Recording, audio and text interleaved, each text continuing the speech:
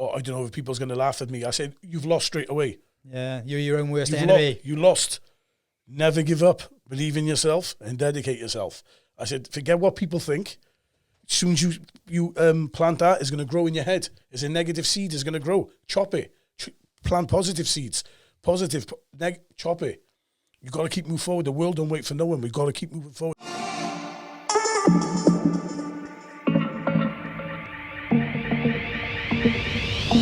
Experience Real podcast.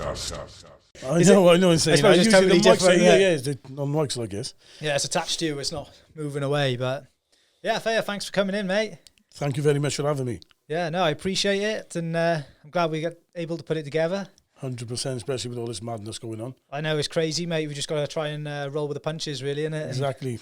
And get our way through it. But has it affected you much? Yes, it have, and it haven't. I think when it affected me, I just adapt to what I had to do, so it didn't affect me, and just took advantage of what it didn't affect, if that makes sense. It does make sense, yeah. You kind of, it's the only way you can do it, really, isn't it? You can look at it like the woe is me mentality, or you can try and turn it around and make it benefit you, really. Yeah, exactly. It's affected everyone in the world, and then we got to understand that it's affected everyone in the world, yes, but it's affected us all in a different way.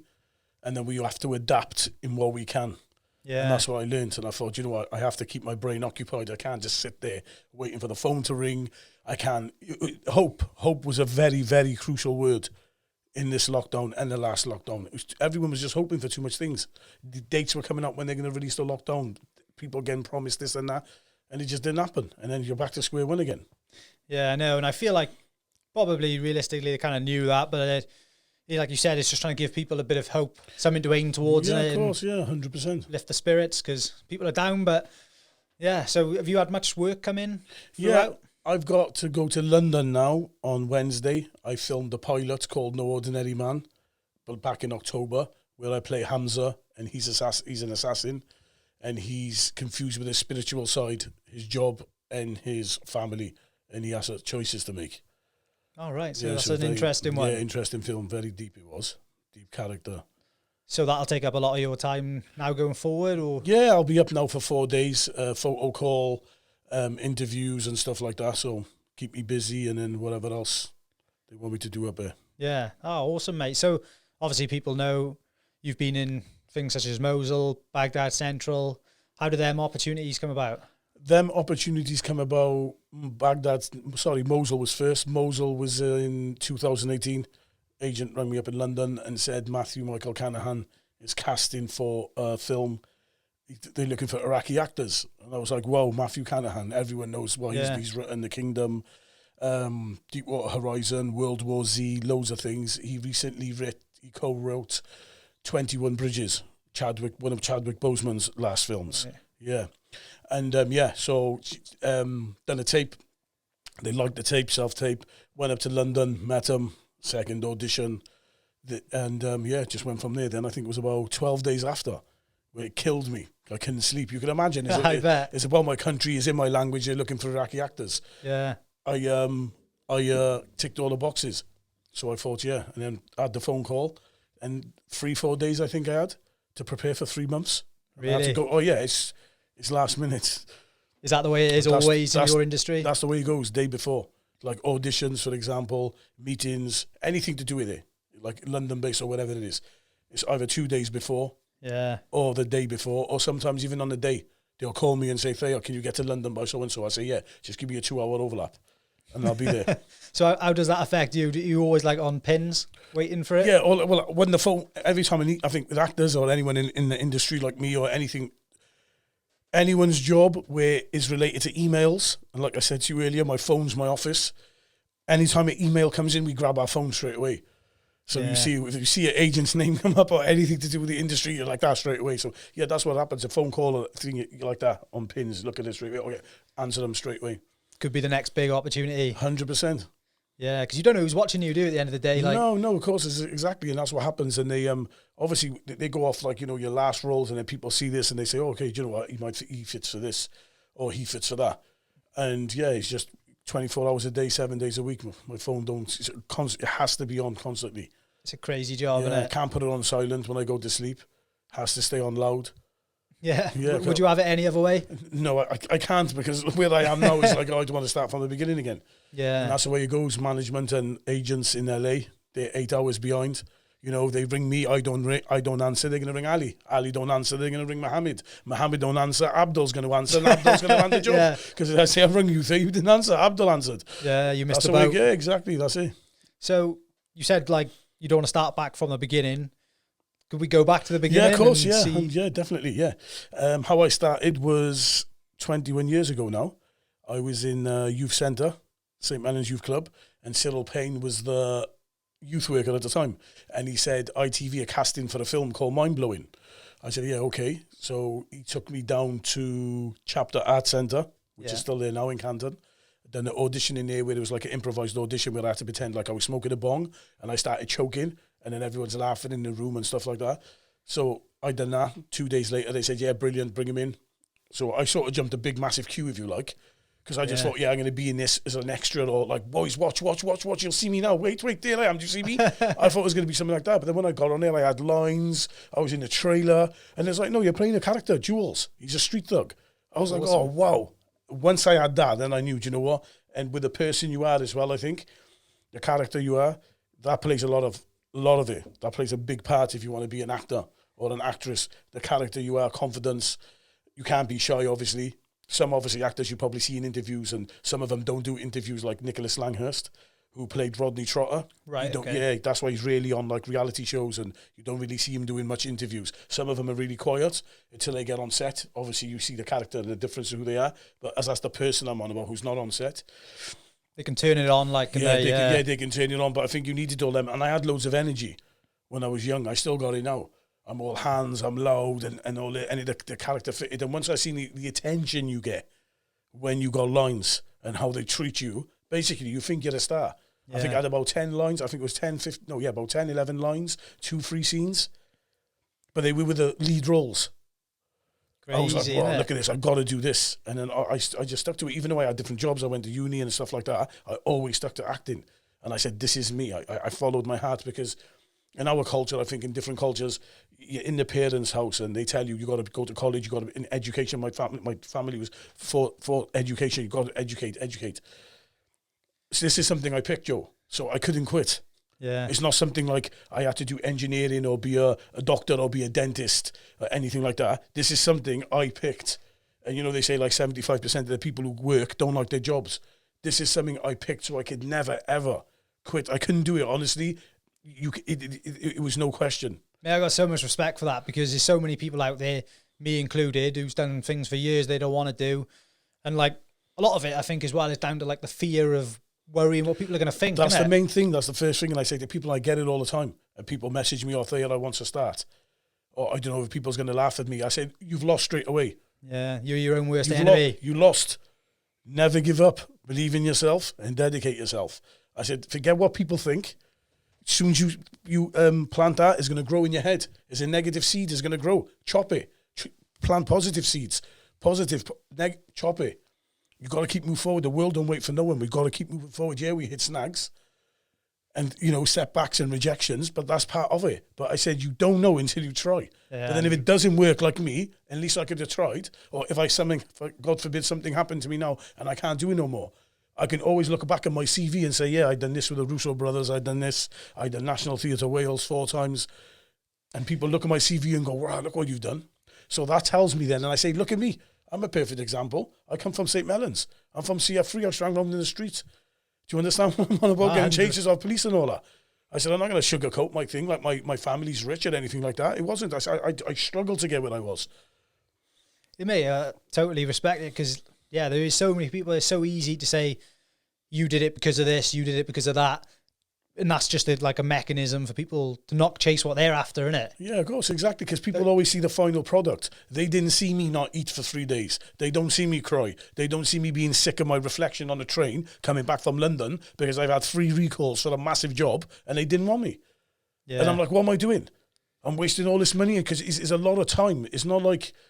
It's like, for example, I don't want to compare it to it, but I'll give you an analogy and an example. It's like gambling, right? Gambling's bad when you get addicted because you're not harming your body. Okay, like drugs harms the body. Does that make sense? You Yeah, take too yeah. much ecstasy, your livers are going to go. You take too much cocaine, your nose, in the end, you're going to... Do you understand? Heroin, your body needs it to feel normal. So in the end, your body's going to get affected by it. Yeah? With this industry, it's psychological. I seen what it was doing to me. All the money, headshots, showreel, train fees when you go into different auditions. It costs a lot of money. You have to invest a lot of time and money into yourself. Do you see what I'm on about? So the battle becomes you build this other character, which I built, and I hated until 2018. It was always there laughing at me. Ha ha, you're wasting your money. You're never going to make it. All your mates were right outside the pub in the summer. Remember in the beer garden when they said you're wasting your money? All that comes back. And it plays back. I swear to God, it's like a broken record. And it just keeps playing and playing and playing. And what it does, it just brings you back to square one again. But then what you do, you got to rebuild, shake it off, and say, do you know what? No, I'd be honest, I'm a monster in this industry. I never let this industry beat me. As simple as I refused. I don't care if I was playing the terrorist. I don't care if I was playing the villain like is on my CV. I'll play all them until I no longer have to. It's work. I'm an artist. I'm portraying a character. That's not me. I'm portraying characters. That makes sense? Yeah. That's not me. And all that tested your belief as well up till now, innit? Yeah, it tests everything for you. Oh, Faye will do this. Oh, are you happy saying this thing is a bit? I'll send you the script. This is the reality about it. I say to people when you first started, I'm not a name. Riz Ahmed, they wouldn't dare ask him to play a terrorist because he refused because he's established now. Does that make sense? I'm established. I got my feet in the door. It's still, do you know Thea? Never heard of him. He was in Mosul. Oh yeah, the film on Netflix. Okay, bring him in. Yeah. Let's have a look. Camera test. He looks good on camera. Yeah, he got a role. Until you're a big name, then you can turn these roles down. You can't. You got to take these small steps, yeah. But these roles, obviously, is always the way you look. As simple as that. Do you understand what I mean? Yeah. You start acting now. Me and you are in a project. I'm the terrorist. You're going to get cast as the American or British officer who's having to come and find me and stop me from what I'm doing. As simple as that. You're always going to play the doctor. You're always going to play the nice guy. You're always going to play... It just makes sense, doesn't it? It's got to make sense. Exactly. It has to look real. Yes, it's harsh and all this, and people do ask and say, oh, don't you get fed up from it? Don't you get fed up from this? I said, it depends on the limitations in the script and what's going to be said. You know, there are jobs which I have refused because it was too intense. Yeah. Too intense of what the character was justifying his killings from. And I was like, nah, I know I'm an actor, but that's too much. Sorry, give it to someone else. Yeah, there's got to be a point for you with your morals in it. 100%. There's got to be a limit. There's got to be a cap where Faye will do that, Faye will do this, Faye will do this. Oh, no, he won't. And my managers, agents, they know not even to ring me and say, don't even bother wasting your time. Yeah, they might phone me and say, look, we have a word with the director or the producers. They might change certain things to you in the script for you to take the role. If they do that, and then it's different, I can say, yeah, no problem. Because in my world, obviously I'm Muslim, I'm Arab, in our world, there's certain things are very, very sensitive. You've got to be careful and what you say and stuff like that. That shows, if they were willing to do that, probably shows you they've got a level of respect. Yeah, of course. Again, as well, yeah, so it's 100%. It's back and forth, isn't it? Yeah, of course it is. And touching on that, is when I was filming 2 weeks ago with on Save the Cinema. It's a feature film going on Sky, cool. Directed by Sarah Hargreaves, based on a true story about the Lyric Theatre in Carmarthen, where they saved it. And my scenes were with Tom Felton, Drago Malfoy, the blonde kid off Harry Potter. Yeah. So I played Mr. Hopkins. Yeah. But before we rehearsed about 4 times, I think. And then before we shot one scene, Sarah pulled me to one side and said, look, I know your background. Do you want to change your name? Which I found surprising, because once they locked a character's name, they're locked in the script. I said, no, because I've got Mr. Roberts. I've got Mr. What was his name off Roald Dahl? I played off the Pheasant. What's his name again? Oh, I don't know. Oh, what's his name? Anyway, he'll come to me now. I said, no, I want this. I said, I've got Mr. Roberts on my CV. I want Mr. Hopkins. Let's keep it like that. So when they see the diversity, oh, he can play someone like this. Because obviously they look at your look, innit? You come on screen, you look. Oh, okay, he looks like the bad guy. So they always go for your look. So 90%, your headshot will get you through the door. Yeah. Yeah, 90%. You look like a headshot. I'm just exactly the same. My hair's a mess over there. Yeah, my hair's like a bird's nest. But it's real for when I walk into the door. But the point I'm making is if I want to play them characters, that's up to me. Does that make sense? Yeah. Anyone new coming in, if you're not a name, you're going to be typecast. Unless, obviously, it's luck, or they're like, no, do you know what, Faye? You're playing the doctor in this. Whatever role you play, there's a typecast element in it. If I play the doctor, I'm like Dr. Khan. There's loads of foreign doctors. Do you understand what I'm on about? It's always going to be that way, like you said, until your feet's in the door, until you can show what you're capable of doing. Of course, innit? They see your ability, what you can do, what's your transitions and stuff like that, and you just go from there. Is it? Do you find this like kind of a popularity contest? Is there a bit of that involved? Yeah, of course it is, 100%. They've got to be a name for them to sell the product. Yeah, I write a script. Yeah, I'm looking for £2 million. Brilliant script. Take it to a investor. They read the script. Fantastic. Oh, I love this scene. Who's playing this guy? That's what straight matters. away. They invest in their money, unless it's obviously Warner Brothers and the big boys. They got the money to bring the big names in, and the big names will work with them because they're established. Yeah.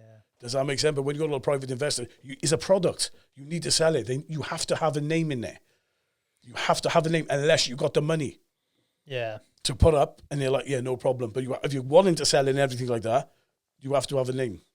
It's the same as like, I don't know, I think he does a great job anyway, but like Joe Wicks, for instance, he's got that name recognition in fitness. He's going to sell the largest amount of fitness industry stuff or training plans. And then you've got the PT down the road who may be 10 times more knowledgeable and would give you a better plan for yourself and is half the price, but you're just not going to go to him. No, like it's the same thing. It's all branding. It's branding, isn't it?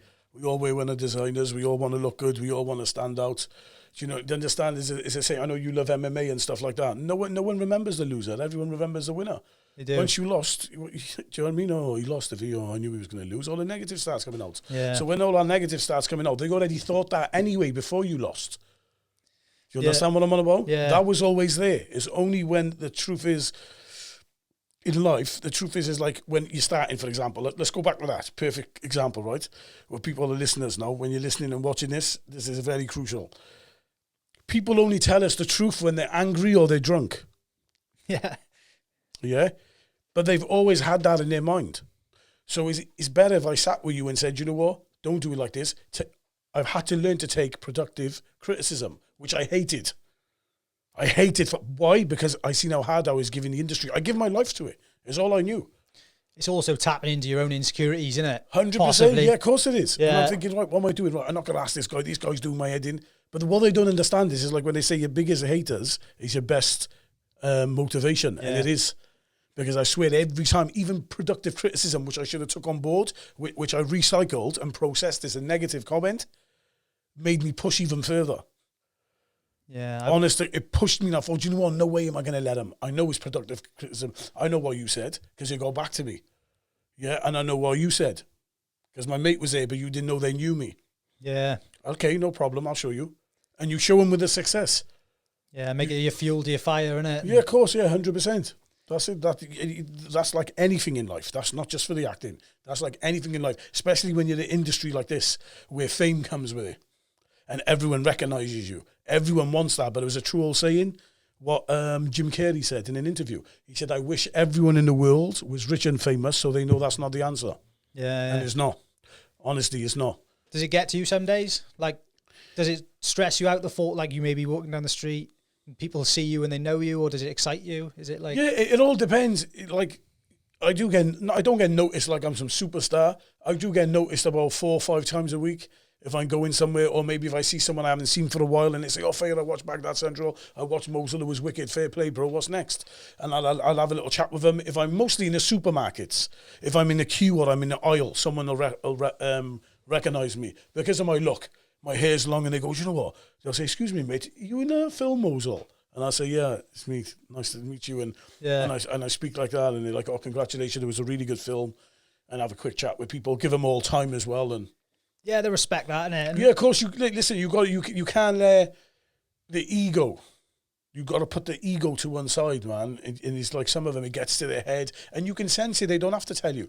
And there's a lot of things I learned in my career, in my life, is people don't have to tell you what they'd really like. Their actions will. 100%. Just stand back and watch how they act, and they'll tell you how they are and what they are. And you invest a lot of time and effort into people. You think that's right. You think, yes, that's what I want. But it's not. Yeah, it's what you wanted at the time. It's a crazy thing. And by their actions, they'll tell you. You just step back. You're blinded by the lights. Once you step back and have a look and say, do you know what, seriously? What, is that what you really like? Do you know what? I'm good, man. All the best. Yeah. And you just walk away.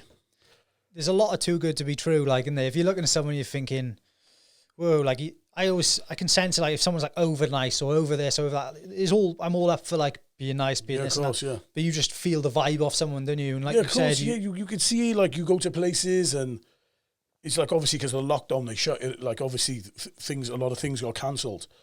And you see it when you go to places, man. People pretend they don't see you, or they don't want to speak to me because they know they have to say something to do with my industry. They don't want to praise you. Yeah. They don't want to praise. They don't want. I see it. Like, do you know what I mean? I'm like, wow. I see people in the train station. I've seen people in London. Yo, they're going like this. I'm like, wow. It's weird, mate, because I've got like, I'm enjoying doing this and people watch it and it's great. Then like some people which were like maybe close to me at some points don't help me out or share. Listen, and then what they'll do is, sorry to cut you off because I don't want to forget this and you just reminded me. When you start something, they're there because they think it's not going to work. Once it starts working, you don't see them. And like I said to you, it's important. People have thoughts already in their head to say, but they wait for the right time to say it. And one small comment can destroy someone's whole day. That's why I say to people, you've got to be nice, send the elevator back down. I've helped people with agents, managers. I've done the introduction. I still do it now. I've done the introduction. I said, the best I can do is introduce you together. Whether they're going to represent you or not, that's not up to me. But I'll get you the sit down. I see them in the email. I don't just say, I'll email my agent for you. They'll actually see me that. They've CC'd. Yeah. I think they're good. I'll do all that. If the agent doesn't want to take it to that second step, I've done my bit of it. Don't resent me. That's not my problem. I've done the introduction. Fortunately, they couldn't work with you. It's not you wasn't right. You probably conflicted with one of the other actors or actresses on their books. So they don't want to be put in that position. Yeah. Where they've got two Arabs, 2 black guys, 2 blonde girls. And, shall I ring Abdul or shall I ring Faya? Not enough roles for everyone. Yeah, exactly. Or shall I ring so-and-so, so-and-so? And, and the list goes on, and that's how it works. But again, point I'm making is, just be nice to people. Someone wants to start something, encourage them. Look what's happening in the world, Joe. I know. Like, come on, man. People's patience are being tested. Yeah, physically, I've noticed, I know a lot of people, same with me. Physically, I'm strong because I'm from a boxing background. I hold a professional boxing training license. I run the boxing room in UFIT, yeah? So I'm from a boxing background. Even me, I started to crumble psychologically. That mental health is a dangerous thing because the battle changed from our body, and you know what it done? It went straight to our head. Yeah. People didn't know how to control that. I didn't, because I'm always loud, I'm always happy. I'm going to London 5-6 times a week. I'm getting castings for Marvel films. I'm having 37 since the 27th of August till December the 8th, I think it was. 37 auditions. Busy all the time. I need to film this, I got to do a podcast here, I got to do another one. All this keeps me sane. So I'll be all right. Tomorrow I think I've got a photo shoot somewhere, I think, if it happens. If not, then Wednesday I'm in London for 4 days. I'm out of the city. I haven't got time to be down. I need to be focused. Right, you're getting interviewed about a film which is coming out as a pilot. You play the lead. They're going to be gunning you with questions, asking you about this, asking you about that. Then we do a photo call. Then I got a meeting on after that with a big producer in London who wants to do something with me. And you've got to keep going, but it's a big test. So again, when someone wants to start something, you have to back them. Whether in your heart's telling you, do you know what, this ain't going to work for him. If it's going to destroy him, it's different. Sit down with him and say, listen, I don't think this is good for you. It's going to end wrong. Do you understand? Yeah. Sit down. But when someone wants to do something like this, and another thing, like you said, people are worried to do things because they're worried about what people's going to think. People's opinions are controlling people. That's crazy. It's crazy. They don't even have to tell them. 6 people. Someone could want to do something, yeah? His 6 friends or her 6 friends, he or she knows what they're thinking. Straight away, you stop them.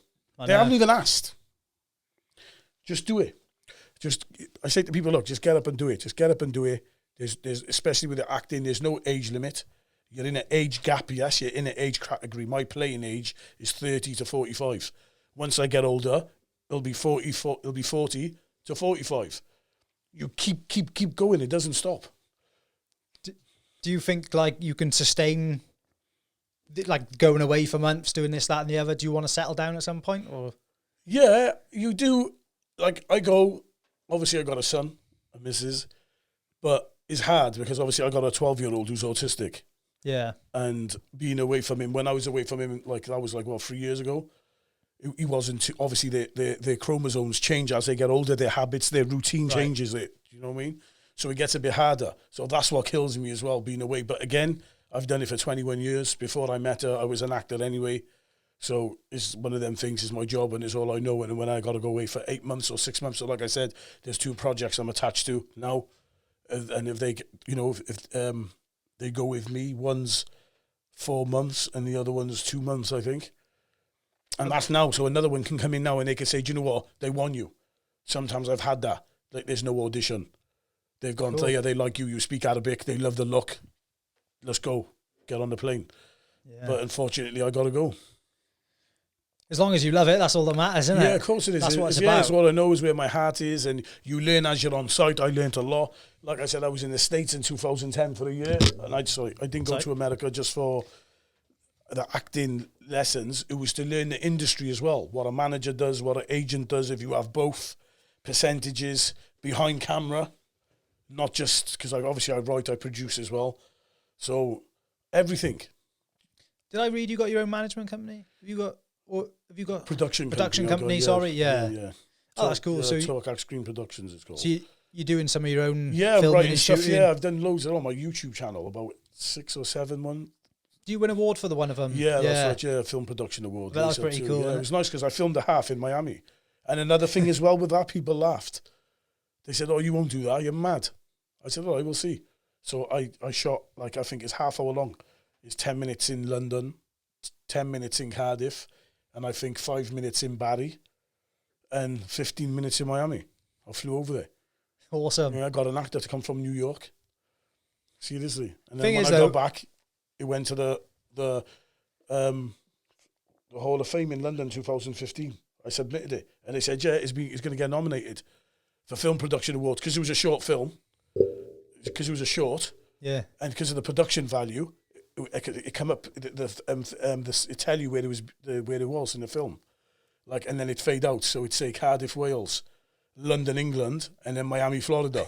So they loved all that for a short, and they're like, wow, look what this guy done with just a camera and a couple of actors. The effort put in. Yeah, so that's what they liked about it. And they said that's why we give you our awards, because when we was watching it, we was like, wow, look what this guy done.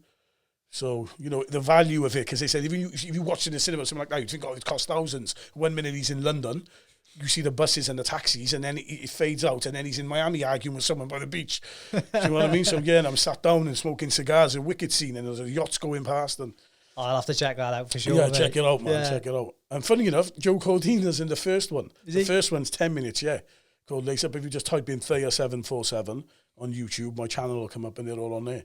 But yeah, I won a film production award for it. Awesome. And then 2019, I won, was it 2019? Yeah, the Rising Star in the Cardiff International Film Festival. But again, they're awards, they're nice, novelty wears out. Piece of metal on the shelf is nice at the time. Yeah, the interviews, and it's a buzz, it becomes a buzz. When's the next hit? You want a hit. You want the flow as well. Yeah, you want it to flow, man. You want that residual income. Residual roles, if you like. Constant one set onto another one. And then I got this role. Oh, I'm filming this, I'm filming that. Yeah. Yeah, it must be tough, like you said, when you're waiting for them phone calls to come or whatever, you're like, you wait 12 days for Mosul, did you say? Like, I bet them... Yeah. It was a hell of a build-up. I know, especially when it's something big like that. It's Hollywood. It was my break after 18 years. Feature film. You say to every actor who starts, what you want to do?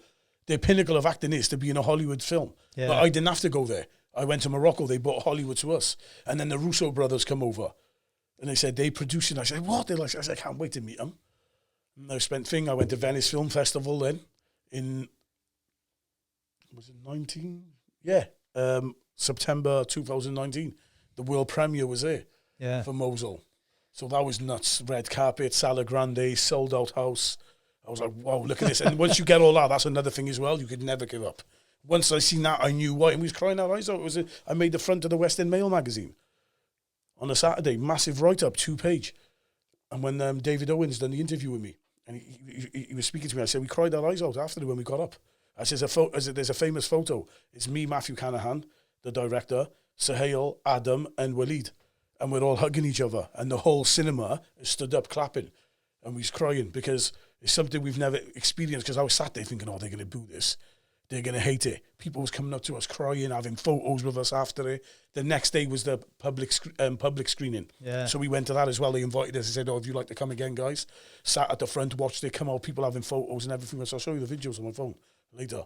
And shaking for, oh, well done, congratulations. What a film, women crying. So touching and so gripping. You've done a fantastic job. You looks really different. They're saying to me, obviously, because the way I was dressed. Did that confirm all them positive things you told yourself in your head all them 100%. years? That's when you know you can't give up. And this is when you know everything you went through, that's why you went through it. Because you need a final goal. What's the end goal? Yeah. What's the agenda? What's the motive you had? Right, okay, I want to be an actor. What for? When people ring me up or they message me, why? Is the first thing I say. Why with a question mark? Not, yeah, no problem, I'll give you a shout later. Before I say, I send them all the agencies to register with his extra work to get used to the industry and get experience. Why? It takes them about 10 minutes to reply because they don't know why. Just seems like a good idea at the time to... Is the camera stuff, is the attention. I know it, I get it. I understand that, excuse me. And the attention you get is phenomenal. Off everyone, women, men, kids, every human being in the world. You get attention off when you go places. Oh, I've seen this is wicked. When's this coming out, eh? And it becomes a buzz every time I see people now. Like you asked me then, what have you got coming out? Yeah. It's a wicked buzz. It becomes like a script in my head. As you notice with this, you've asked me one question. I probably answered the other three you had in a row. That's mate, I'm not even looking at it, to be honest. We're just rolling like, there you go, because I sort of know, I get used to like what the interviewer's going to ask. For me, personally, the way I like to do it is I've got these here for if the conversation goes dead. For me, I like to just go freehand if we can, mate. And just chat. Like turn that it's off. It's like being sat by a pub. Yeah. In a pub, by the bar, someone introduce you to someone and say, oh, it's my mate, he's an actor, I'll be back now, tell me what he does. Yeah. So this is why I say to people as well, when I do interviews, I said, imagine a sat in a bar. Because some people, obviously, you've done this a while, some people are uncomfortable or they get intimidated. So I'm saying, listen, imagine we're sat in a bar or we're on a date. I said, let's talk like we're on a date, yeah? It's comfortable, chill. And I said, we'll just go back off. I find as well, like, I don't know about you, but the second you put these on, you're in like a different world, aren't you? Like, yeah, of it's course. weird, It's isn't nice. it? I put them on when you was outside. And I was on the phone to my mate. You hear yourself. I FaceTime my friend. I said, yo, look at this. He said, where are you? I said, he's telling you. Turn it around and see all that over there. You'd be like, all right. Yeah, mate. No, it's class. Like, and mate, it's cool as well to see someone like Welsh, like doing it, born in Cardiff. Cool. Yeah, I was born in Iraq, but I've been here all my life. I was born in Iraq in 1981. I come here in 1983. So yeah, from Cardiff. And when I say the word Cardiff, people's like, oh, you're definitely Welsh, you are. And again, with the filming, we had dialect coach, Dr. Abbas. He's a dialect coach because they could hear my Welsh accent, even when I was speaking Arabic. Yeah, even when I was speaking Arabic. They're like, yo, come here, speak Arabic, listen to this. It's like they can hear the Welsh accent, but in the Arabic, obviously I wouldn't hear it. But they found it crazy. Cardiff's strong as well, isn't it? It's a strong accent. Like, you know, don't you? The second you hear someone talking from Cardiff. Like, I don't know about down here. I don't... Well, it's just me saying this, but I don't feel like we got an accent like in Crickall. Yeah, of course, yeah, 100%. It's just, it's nice because I'm representing St. Mellons, then I'm representing the whole of Cardiff. I'm representing Cardiff. I say to all the people wherever I go, man, I say, listen, I'm representing my city. Yeah. I didn't forget where I come from. I don't say I'm in London, and I say I come from Cardiff, man, and I done well. Yeah, there's been people in London for years haven't achieved and accomplished what I've done. And I said, I done it in Cardiff. I didn't have to move to Hollywood. I didn't have to move to LA for the Hollywood dream. I said, they come to us. I said, because I persevered and I believed in myself and I dedicated myself. And like I said earlier, I'm a monster. Simple as that. I'm a dinosaur. You can't think, because if you let the industry beat you, it's done. You're done out here. As simple as that. And that wasn't happening with me. I was just one of them people who was resilient and no chance. I'm from the boxing background as well. And I used to box, and my last fight was 6 years ago. So I know taking a punch. Do you know what I mean? It's worse. Getting your ego handed to you, like, as well, 100%. I thought, no chance, man. I said, I'd look at myself. Thaya, my name means rebel in Arabic. Yeah. My name's Tha'ar. Look it up. It means rebel, to rebel. Boiling, revolution, hot, revenge is a strong name. And every time I'd look at myself in the mirror and say, look at your name. You're going to quit, are you? So this battle guy, which I said, everyone has in the world. It doesn't matter if you're in the acting industry. Every one of us got this psychological person who always comes in when we want to do something or when we're worried about what people are going to say, like you said earlier. Ding, he pops up and you're like, shit, excuse my language. This effing guy's here again. What am I going to do now? I want to do this, or I want to wear this, or I want to wear that. Or what's people going to do? People's going to laugh. When they laugh, you're their insecurity. Yeah. They want to do that, but they can't. That's it, mate. That's what I think as well. That's what they want to do. The majority of them want to do it, but they're worried more about when you're saying, oh, I want to do this, or this person's going to laugh, or this person's going to say this. You're shining a light on their insecurities, aren't you? They're like, how's he doing that? Yeah, I've always wanted to do that. Yeah, people say to me all the time, oh, I've always wanted to do this, or what's it like on set? I said, it's wicked, you're like a superstar, but then it comes to an end, like Cinderella when she had to take the shoe off. Because after 3 months, come home, go back for another 3 months. Once I finished filming, they said, sorry, Faye, you ain't no matter hooker no more. Can we have that Hollywood badge back? And he's back in the gym getting my hand smashed, taking people on the pads. Yeah. Does that make sense? Yeah, definitely, mate. For you, like, it's short-lived unless you're persevering for the next thing, isn't it? Yeah, of course. You're constantly like, it's like a fight camp, I expect, for a fighter, innit? They got a fight camp, they got their fight, then it's like, what do we do from here? What's next? Exactly. And like they punish themselves, fighters. Anyone in a fight game or a sport where it's intense and you got to compete, okay? So any sport or anything in life which you got to compete, look what they're doing. Look at the science in this. They punish themselves to punish themselves even more. Yeah. So they have a training camp, which is horrendous, and then they got to punish themselves even more in the fights, and that tells them how good their training camp was. Oh, I should have run more. Oh, I done too many abs. Oh, I blew a gasket in the second round. I didn't get my second wind. Where in the acting world is yourself. Yeah. It's yourself. You're punishing psychologically. And where that happens is the quitting. You don't know how, it's a famous saying, you don't know how close you are. You don't know how close, you can, what's the word, what's the thing on here? You can never quit because you'll never know. Yeah, something like you can never quit. Yeah, I say you can never quit because you'll never know how close you are. You know, you see the famous photos of the guy digging for diamonds. Yeah, I know. And he's just about to get him and he turns he around. quits. But the other guy got him because he didn't quit. You got to keep, listen, when you start anything in life, your goal's there is waiting for you. So once I started acting, Mosul went, that's mine. But it just took 18 years to get there. I was on a bus and I was waiting for it to come. It just went, that bus got to other people before me. It's like exponential, isn't it? Starts off slow, and when you get your traction... Of course, once it goes, law of attraction. Are you a big believer in that? 100%, and karma. Massive, I help everyone. And then people says to me, oh, you got all these roles and all that. I said, you know why? Because my mate was struggling for an agent and I got him one. Yeah. And then 2 weeks later, my agent rings me and says, I don't know what it is. This have come in. Or this have come in. Be nice to people, and people mention you. People will say, speak to Faye.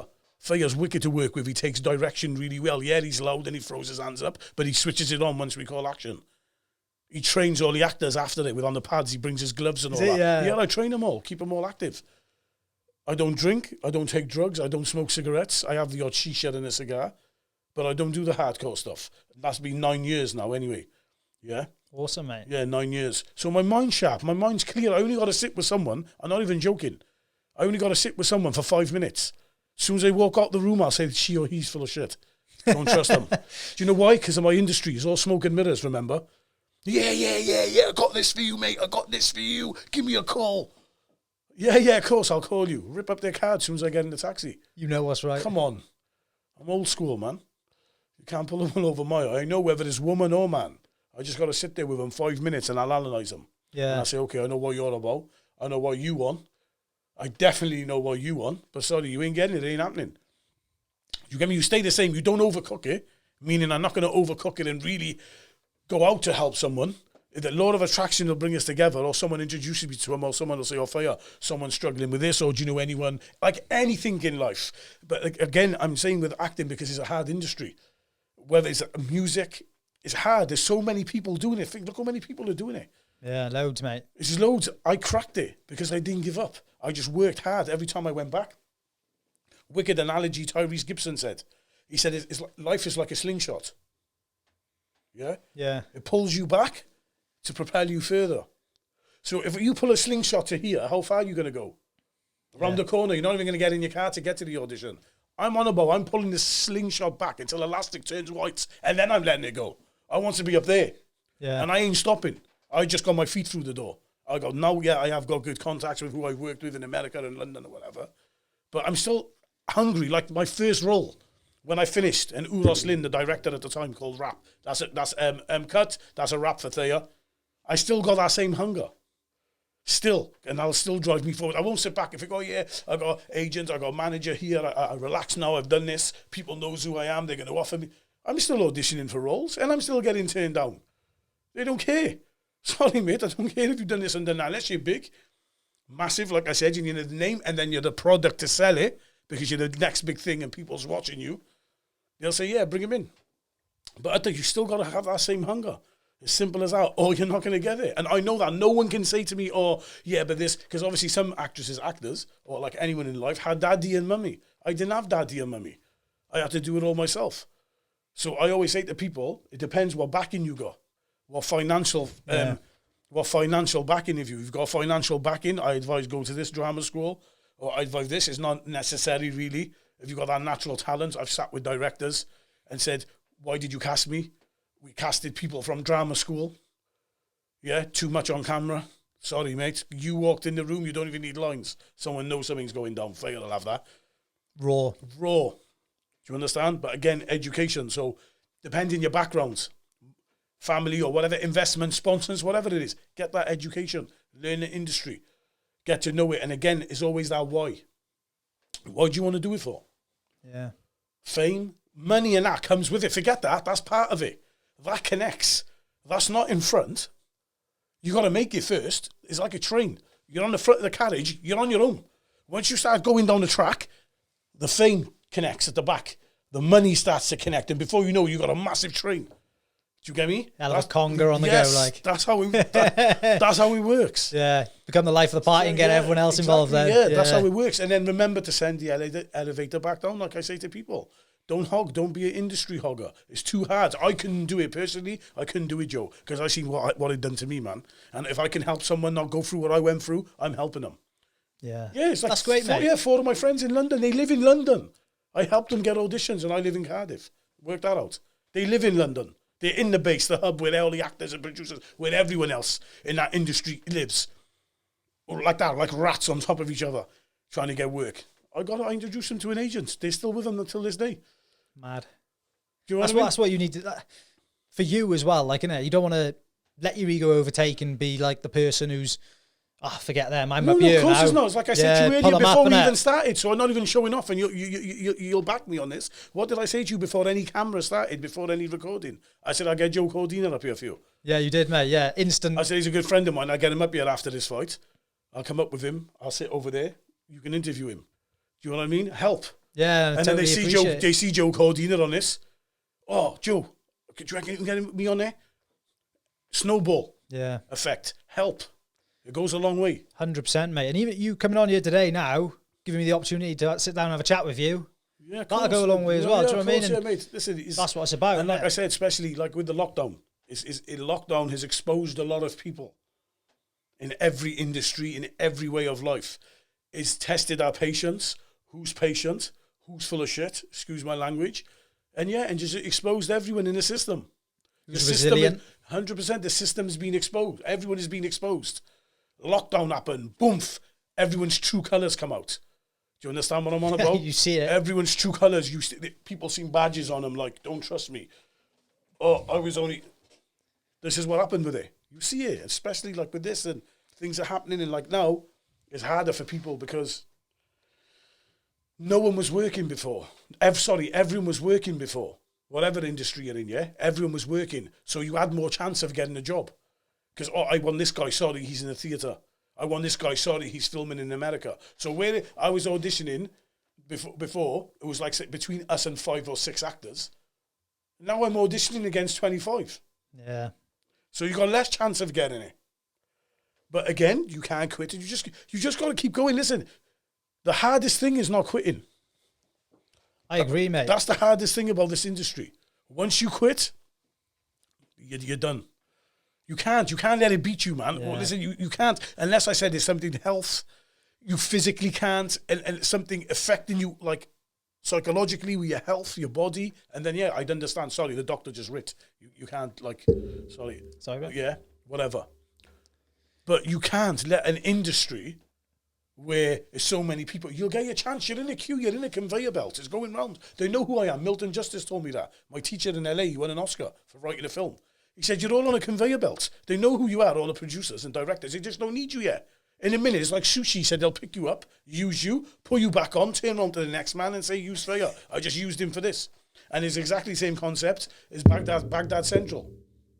When I done Baghdad Central, they used the same Moroccan production team as Mosul. So when I had the auditions and everything like that, they told me after it and said, yeah, we spoke to Mustafa Ramji, who was the second AD Moroccan. And he said he was with you, he spent 3 months with you on Mosul. I said, yeah, I know him really well. He took me to hospital when I injured my hand when we was doing military training. They said, good, we'll definitely be in touch. And banged the table twice like that. You knew. See, yeah, I knew. I knew because there's another thing, you always got to be good on set. Have a good relationship with everyone. Treat the cleaner the same way you treat the guy who pays you. Yeah, people who come into the industry. There's a lot of LGBT community in my industry. They're very good friends with mine. If you don't like all that and you're against all that, don't even bother. Don't even bother. Yeah. They're the ones who pay your money. They're the ones who say the final thing. When you go to those things, the guys are straight. You go to the second meeting, you can see from the LGBT community. They're the ones who, majority of the time, they're going to give the nod. Do you understand? They're going to say, yeah, I'll use Freya. And you're like, do you understand? So that's another thing. You have to respect all cultures, respect all backgrounds, people from the LGBT community, just respect everyone. And if you want to do it, you haven't got no choice because they're part of it and they sit at a high level in this industry. Half the time they green light things. Yeah. And if they can sense or they know or they see that you're not, you got something against that or you ain't working, man. You ain't even going to get on there as an extra. That's probably good for people to hear as well, isn't it? No, of course, 100%. I know my close friends are. Yeah. My close friends are. Mate, it's like... Do you know what I mean? You've just got to be a decent person as well, haven't you? You've got to be able to have the skills and the talent. But unless you're a decent person, like you said, people aren't going to want to be around you, are they? Like, if they've got to spend a significant amount of time with you on set... Yeah, of course they're not going to, if this guy, it's like I said to you earlier, 5 minutes with someone, full of shit, man. Yeah. Don't trust them. Do you know what I mean? Yeah, we get attached to certain things in life, which we think they are at the time, but then you realise later on in life they're not. Yeah. Do you understand? It's like a flower. You see a flower when it first blossoms, it's beautiful. What happens after a week? You're chucking it out, it starts to turn yellow. Yeah. That's like life, man. It is, mate. Yeah, you see it everywhere. And like you said, with anger and everything as well, that's the truth comes out. Yeah, 100%. With anger and frustration causes regret. And then like that kind of links into what you said about the COVID situation. People were angry. So like you said, they all exposed themselves. Everyone just got exposed. Who you can go and see for help, who you can't go and see for help, who you thought was your friend turned out not to be your friend. Yeah. Do you know what I mean? Who you thought was this or you thought was that was only there for something, which you didn't realise at the time until they left your life. Because you're trying to ask yourself, why did this happen for? And then you start to question things which you didn't want to question before because you didn't have to. It's because of the way they acted made you question who they really were. It's kind of like, I don't know about you, but I've had friends in the past where I now call them, I don't drink really anymore, maybe once a year if we go camping with the boys. But like you got drinking friends. But really, are they your friends or was the drink your friends? Yeah, because you're there for like the same reason. This is what I'm saying here, like the alcohol and our lifestyle and our world plays a big part of it. I'm away from it all. So, I'm the first one at the party and I'm the last one home, not because I'm drunk, because I'm sober. I'm carrying all my mates back to the hotel. Or will you be the driver for you or do me a favour? Or, you're at parties and the director will say, oh, will you dance with my wife? I'm bored. I'm dancing and I can dance. I like a dance, yeah? You're dancing with them all. And all that goes a long way as well. Do you know what I mean? And when they're that high, I'm at a level now where I know actors, directors, producers and stuff like that to a certain level. Now, imagine the contacts and the people these guys know. Yeah. It goes beyond mine. I'm on about, like, before even the script is put on their table. Thayer. What do you mean Thayer? I'll give you a perfect example. 2014, I worked with National Theatre Wales and Dave John Norton was a director on a production called Border Game where I played a people trafficker. I worked with him then, a following 3 times with no audition. Yeah. You just knew. Just because the relationship I had with him on set. And I got to know him really well. And I fitted things and he'd phone me and say, hey, we're doing this. I think it'll be really good for it. Have a look. I say, yeah, no problem, Dave. I'll work with you anytime. So, like, working with the Russos or someone like that, what experience does that give you? Like, how much do you pick up off being in the room or... Mate, unbelievable. Do you know, like, the famous saying where people say, name dropping? Yeah. Mate, we were sat, I think it was the second night I was there, and they took us to a French restaurant in Morocco. It was like a high-end one. Yeah. And we was there, we were just sat at the table. It was only just me and Sahela. You had Ahmad Mosawi, he was a culture advisor. Milo Fura, who was the DOP. Let me just tell you this quickly. The DOP, Milo Fura, won an Oscar for Avatar. He was Denzel Washington's DOP on three different productions. The set designer, I forgot what he's called, he won an Oscar for Lord of the Rings. And Alexandro Rodriguez, who directed it, been nominated for an Oscar twice. One film he edited was Children of Men with Clive Owen. Remember that film? Yeah. Ahead of his time. So they had like 2 Oscar winners and 2 people who's nominated. So all the team anyway, they're all having a meal and they're all speaking and stuff like this. And we're grilling Milo now. Imagine he's had some wine. And you think he was his DOP on Training Day. My Denzel's favourite film for me. Excuse me. And I was like, what's Denzel? After speaking, he's like, yeah, we're working with this guy and in the focus puller and Denzel's doing this and whatever. I said, what's Denzel like? He said, I don't know. I was thinking, what? Did he hear what I just asked? He said, to know Denzel. I said, you worked with him on 3 different films. He said, that was the character. He said, to meet Denzel, you got to go to his house. He said, he don't turn up on set. What? I said, whoa, did you hear that, boys? My hairs were standing when he said it. He said, yeah, he comes on set, is the character. In his trailer, when they're not filming, goes in with the other actors, rehearses in their trailer, makes sure they're comfortable, and then does the scene with them. Living and breathing it. Living and breathing the character. I said, wow, on 3 films, mind. I said, you see this one never, ever bumped into him in Hollywood, anything like that after? He said, no, unless we was passing. He said, you got to go to his house. I said, wow. Different level, that is. Do you reckon he finds it hard to turn it off? It depends, because some of them obviously depend on how deep they go into character, I think. Have you ever found that in any roles? Like, to be honest with you, I had to do a big transition after I finished Mosul. I had to play Omar in Baghdad Central. I don't know if you watched it. It was a 6-part drama on Channel 4. I haven't, to be honest. And I played a bodyguard for the lead actress. But he was like, no, madam, yes, madam, humble, opening the door. So I went from this badass SWAT man, shouting in Arabic, running around with an AK, using a gun. As a SWAT officer, I had to completely strip myself and play this humble guy, Omar. So yeah, that was one of the ones which... it was... I think high octane, high acting, running around like I'm not saying it's easy, but you probably passes it. House music, it's like paintballing, but you're on camera. Yeah. I watched a bit of Mosul. Yeah, I watched. Probably. God, just half hour. Once we talked, I thought I'll stick it on for a bit. Yeah. But then Omar he had a goatee. Like they cut my hair, it wasn't this long, and they just brushed it back. I looked older in it, believe it or not. It's mad. Yeah. Yeah, I'll show you a photo when you finish. You won't believe it. It looks like my dad. Yeah, I'll definitely go on to watch it anyway, yeah. So, in that respect, I did have to tone down who I was playing. Because obviously I'm playing hooker. He's a gunner. They've been fighting for 2 years. They don't care about death. You've seen my attitude in there every time the police officer or whatever you've seen would speak to me. It was just like, yeah, whatever, mate. Attitude to this humble Omar. Yes, madam. No, madam. Straight acting. As a bodyguard, 2003 Iraq. Yeah. And obviously, theatre stuff, that's nice, theatre. Mr. Hazel, that was his name. I played Mr. Hazel. Oh, right, the one, yeah. From the law in Butte Park in the 100th anniversary, Roald Dahl's birthday. Something in the Pheasant, I can't remember what the book was called, but I played Mr. Hazel. But yeah, theatre's good, so I say to people, if you can get on stage, get on theatre. That's where you learn your craft. I love stage. If I can get onto theatre, I've done Sherman Theatre as well. Because you're there in front of the people, you use the crowd. Yeah. You're acting for the audience. Yes, you're acting with the other actors, but you're acting for the audience all the time. I think I stumbled onto your YouTube channel. Was it on your YouTube channel? I don't know. I typed you into YouTube anyway, and something come up and you were doing like a piss take. What was it of?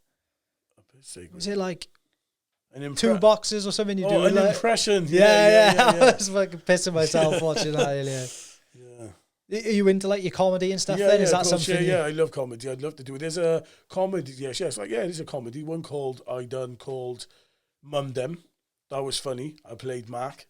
And I played Ruthless, which you can watch. Mum Dem's on YouTube. Now watch Spirit Breaker. That's on Amazon Prime. Called Spirit Breaker. I played Ruthless, a boxing coach.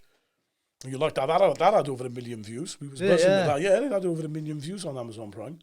Yeah, watch that. I play Ruthless, a boxing coach in there. It's funny, their comedies, you like them. What's the concept of it? Like the it's about Spirit Breakers and alcohol, and it's about, what was his name again? I forgot his name, but it's played by Ian something. I forgot. What's his name? From London. He was in the One Show. But it's about him, and he owes a bar tab. So something like, obviously we set like sort of something with a boxing thing, which I don't want to spoil it for you. Yeah. But he has to play a bar tab. It sounds like so something I'd be interested in watching. Yeah, watching. No, you'll probably see some familiar faces in there. Simon Pengelly's in there. Do you know Simon Pengelly? Blonde actor, white guy from Brecon. All right, yeah, I think I see him comment sometimes on some of my stuff. Simon's in it. Ben Candy, do you know Ben Candy? No. He's an actor, young boy, he just messaged me now. He's in there. Oh, cool, that'd be interesting to watch. You'll see some local actors. That was nice, actually, with Save the Cinema. It was predominantly mostly a Welsh cast.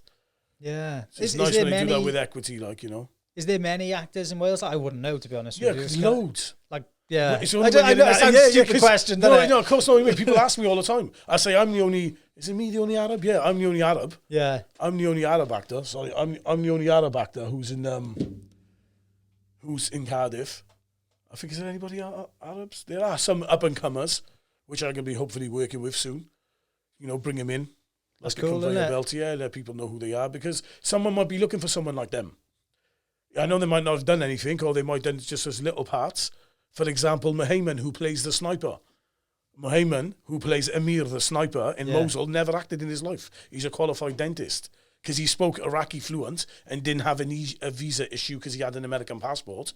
Matthew Canahan brought him over. Right time, right place. Yeah, see? Because they were looking for Iraqi actors. Because they had to tell a story. Obviously, in Arabic, it is hard to cast because of the visa restrictions. They won't give him a visa to leave Iraq. So a young Welsh lad now wants to be an actor.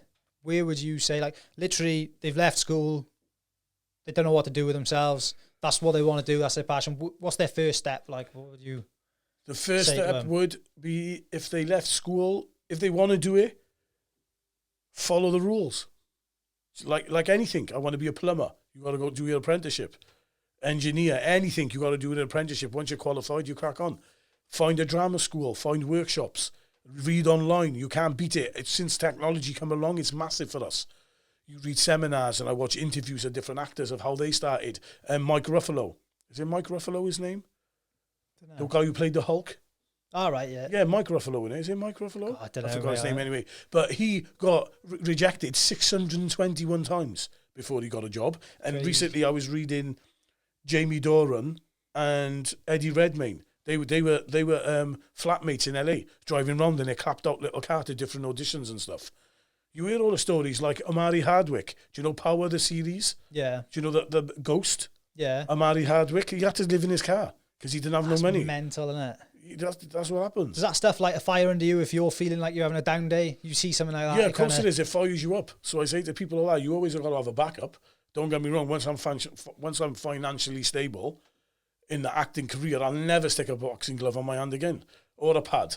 I'll just pass I'll still train myself, but I won't take people on the pads because I've got a bad left wrist and I've got a reoccurring injury on there where I've done pads for so many years. I won't have to do that. I'll invest more into my production company and funneling actors. That's what I want to do. Not so much like an agent as well, but I want to bring actors in. Do you get me? And like jump on, and just say, look, teach them. This is the industry. This is that. Speak to the contacts I know and say, look at these guys. Yes, they haven't done much. This guy's trained, she's trained, or whatever. Just help them. You never know. Right place, right time. They might think, do you know what, Faye? I like this guy or I like this girl. Bring them in. Bit of a mentor, like in ways as well. Yeah, of course. Yeah, 100%. That's good, mate. Because a lot of people. It's hard to even find yourself in the position to give back a lot of the time, isn't it? But like just little introductions and stuff, like of course it is. Goes yeah, a long like way. Stuff like this when people listen to it now, they might thought, oh, do you know, I'll give them a message. I'll give them a text. Yeah. Do you know what I mean? I'm open for it. Anyone can ask me any question. I get messages from all over the world. All over the world, they'll see things, and we had a lot of people internationally after they watched Mosul and message us all, saying, congratulations, I'm from here. You reminded me of my uncle. I'm glad they showed the true story from an Iraqi point of view. not American, even though it was an American writer, to show the world we're not all the same. It's Arab against Arab. Do you know what I mean? It's not the hero American or the British soldier over there in their troops or in their squadron. Like, yeah, look at me, we just won the war. They're showing you there's them against them. What's right and what's wrong. The ideology, when they radicalise and whatever they do over there, and we're showing what's wrong and right. Yeah, you're not putting them all into one boat and saying this because people tarnish us all with the same brush, like the industry tarnished me, didn't it, when I started my career. Yeah. The thing is, though, I think, like, especially growing up and when you're young and stuff, you're not necessarily guided the right way. Like I find, like, living around here, it's not very diverse. Do you get what I mean? Yeah, of course. Like in Wales, especially, innit? So, like, I think it's easy for people to get a build up with the wrong picture by what you see on TV and stuff. Like, things are portrayed. Yeah, of course. In a it's way. The media, man. Yeah. The media's always got tricks. They know what to plant seeds in certain people's heads around the world and certain cultures and say, yo, feed them this, feed them that, and then it manifests because people are not educated. Exactly. You have to be educated. You have to educate yourself and think, do you know what? Let me do my research on this. Actually, they're not that bad. Or actually, it's not like what so and so said, or this said, or he said, or she said. Do your research on things and then think, do you know what? That's the answer. Not what the news is putting out, not what the doctors are saying. Yes, they're professionals or whatever, but still, there's always going to be a snag somewhere. It's up to us to look for that snag, and that's the answer for us. How many things have been fact and then they're not fact? So many years later down the line, and things change, don't they? And yeah, of course, 100%. Yeah, it's a crazy world, mate, at the minute as well. It's nuts. And so you're saying you're getting lots of messages and stuff after Mosul and stuff from all around the world. Does that, like, cause you, not stress, because I'm sure it's amazing, but do you have to have time away from, like, social media and stuff? Yeah, of course I do. I try to limit my time from it, but the majority of the time, that's where they get hold of me. So I've got to have it. And it doesn't bore me because I used to do it. I used to message different actors or different people, or I'd watch something and say, sorry for getting hold of you. I really appreciate if you could just answer this question for me. And they'd answer. So why wouldn't I answer to someone else? I get back to them all. Don't get me wrong. I have about 10, 20 a day. I'll answer. I won't, like, if I'm busy, or I'll send a voice note saying, I've seen your message. I'm not ignoring you, because sometimes you read it and you think, oh, he's read it. He hasn't replied. I say, I've read your message, but unfortunately I'm busy at the moment. I will get back to you in the next 2 days. Yeah. And I get back to them. I won't completely ignore anyone. When I've, like, messaged people who I feel aren't going to message back, and you get that message, there's something about that in there. It gives you, like, an extra little bit of, like, like a bit of a buzz, isn't it? I expect you've had it, like, with people you've messaged. Of course, in the past. I've messaged. I've had, like, people big in the industry message me. Do you know what I mean? My agent's ringing me and said, so-and-so rung and said, look, can you send this message to Thea, please? He was fantastic in Mosul. He was fantastic in Baghdad Central. Or someone will message me and say, hi, this is really good. Different actors, different producers, writers I've worked with in the past. My teacher tweeted me, my old French teacher from high school. Yeah, she tweeted me, Mrs. Mercer, saying, I remember you, cheeky Al-Shayei, sat at the front of the desk. She said, well, look, we're really proud. And then my old high school teacher, she moved to Australia. So I sent her every single magazine I've been in from the beginning of my career. It was about that big. Or every single one, because obviously I got like 10, 20 of each one. So I just got them all together. I messaged my old English teacher, Miss Skeldon, on Facebook and said, can you send me Mrs. Hollingworth? Thank you, Miss. She said, stop calling me Miss now. You can call me Linda. You can call me Linda. I said, it's habits. Yeah. Anyway, yeah, so she sent it to me. And I sent him to Australia. And then she sent me a lovely email saying, I'm actually crying reading this. I can't believe it. Did not expect this from you, Thea. You left school as an engineer. You left school. I remember you enrolled in College of Avron to do mechanical engineering. And now you're sending me this. She said, I'm really proud. I'm here with my husband and he can't believe it. I'm telling him he was my pupil for 5 years in school. That's class. So it's nice for them to see that. And then when you get all the stuff like that, then it shows you again, it's all boosts. Yeah. It boosts you. You need all that. Stuff to pick from. Made you a wicked, or I'm class when I put photos up on my story. People said, well, someone texted me the other day, if you've got a personal photographer, you takes all these photos. I said, no, natural sunlight, portrait mode. Yeah. I said, just take it, man, do it, put them up. Oh, I'd love to do that. I'd loved an if. If's a big word. If you let it be big, it's only 2 letters. If you store that word if in your brain or in your mind and you let it grow, you're finished. That if's going to become never. It's gone from if to never. No. It stays if I should. If eliminate them 2 words, you're going to do it. There are 2 hurdles. If, never, could, or 3 hurdles. Does that make sense? Yeah. Move them hurdles, you're there. Change it to now, innit? Yeah, it's the mind, man. The mind's a powerful thing. And it controls, and like I said, people's opinions. Controlling people's lives. Who cares? I don't care. Wow. Safe, whatever. Novelty wears out. 2-3 days later, you forgot about. Look, even when people pass away now, that's how sad it is. Within 2-3 weeks, it's like you didn't even exist. Let's be honest. Am I being honest, Joe? I'm not being harsh. No, I think you're being truthful, mate. The world moves on. So we really, this is how, like, look at how people are dropping left, right and centre with what's going on and madness in the world. Are we really going to be worried about who's supposed to be our mates? His opinion, because I want to do something? No, you should be backing me. Don't worry, Faye. At least you tried, bro. Don't worry, Faye. At least you tried. Come on. It's all good, bruv. Come on, head up. No. Oh, yeah, do it. Oh, mad he is, joker. Never going to happen. Hardest industry in the world. Nothing to do with it. Won't happen, mate. He's mad, is he? You got to live in London. You got to move to LA for all that. What's that? Oh, yeah, I thought so. Nah. But if you never took it upon yourself to do that, though, and if everyone thought like that, there wouldn't be an industry. Do you know what I mean? Yeah, of course, yeah, 100%. There's people who are doing these things. If there's someone else out there in the world that can do it, you can do it. Yeah, nothing comes easy. Nothing nice comes easy. All the diamonds, all the rubies, all the gold, silver, whatever they all are. How hard have a man got to dig to find it? Very hard. Look at the lovely vegetables. They grow down into the ground, into the dirt, before they see the light. It's the same with any industry which is hard. You got to believe, dedicate yourself, never give up. The hardest thing, Joe, honestly, I know, is not giving up. It's so hard not to give up, because as soon as you do, you're done. So you just got to keep going. Setbacks, yeah, snags. Here, oh, I got to do. Oh, can you film it again, Faye, but do it like this instead? Back to the studio. Find someone to read in for you. No problem. Send it. Okay, that's fine. Brilliant. We'll be in touch. They don't get in touch. What am I supposed to do? Oh, do you know what? I'm not doing it no more. What, do you want to be a loser? No one remembers the loser. Everyone remembers the winner. Yeah? You don't want to lose. You want to learn. Yeah? It's not a loss. People make it and forget about the loser. People have made the loss a loss. You're learning. Yeah? There's no room for quitting. It's simple as that. A winner is someone who didn't quit. And that's what I say to people all the time. And no way. And like I said earlier, I'm a monster in this industry and I'll stay a monster. I ain't let no industry beat me. I'm still moving forward. I got so much respect for it, mate. And do you know what I think as well?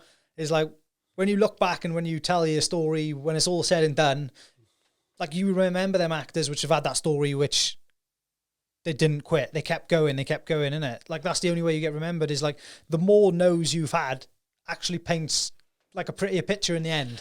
Don't it? Oh, of course it is. No, it's like, if I've never lost, Joe, and I lose, how am I going to know how to come back? When do you know you've won as well, isn't it? It's something I've never experienced. It's a shock to the system. Oh, how do I do? I've been zapped. Oh, shit, what happens now? What do I do? Yeah? It's a chemical reaction. Right, I've never done this. It's a massive reaction. Your body rejects it. But then you have to learn to adapt. Okay, calm, take some deep breaths. Right, let's go back to the drawing board. What happened here? Where did it go wrong? Yeah? Never. Buildings, skyscrapers, housing estates. I'll even take it down to an IKEA bench. How long does it take to put one of them together? Depends, mate. If you've got my DIY skills, a long time. Yeah, it takes a while. And even they go wrong. Yeah. A housing estate never finishes on time. They always run over. Filming, we're a week over. We're a week behind. We're on time. Never. Do you understand what I'm on about? Yeah. So you got to keep, you can't. Once you get that effect, you're never going to know. You got to keep going. Don't let it affect you. I can't, there's no sell-by date on it. I can't turn around to you and say, oh yeah, this is when it's going to happen. It's not. Do you want it that bad? It's waiting for you. Go and get it. Fight your way, go and get it. As simple as that. If you want it, you pick, like I said, I picked this industry. It wasn't forced on me. You think I was going to quit because a director said I don't want him? No, because there's another director behind him who's waiting for me. But I just haven't met him yet. Yeah. And the reason I did is because I what? Didn't quit. You just got to stay on that conveyor belt. It's humps and roads, up and down, rejections, punches. You hit a snag, you hit a speed bump. Get out. Like, what are you going to do? You walk. You're driving down the street. Like now, for example, God forbid, I'm driving home. I has a puncher. What am I going to do? Pull over and cry and ring someone to come and pick me up? No, I'm going to get out the car and fix the puncher. carry on moving. Yeah. You got to keep moving, man. The world don't wait for no one. As simple as that. Have you ever heard the Charlie Rocket story? Have you ever heard of him? No, is he? He's from LA. He was like a big music producer. Okay. But his whole thing was, I'm going to look into the future. Like, it's already happened. I'm just I haven't lived it yet. So he was like, he wrote everything down. Every day he'd write down, like, what am I going to achieve, this, that, and the other.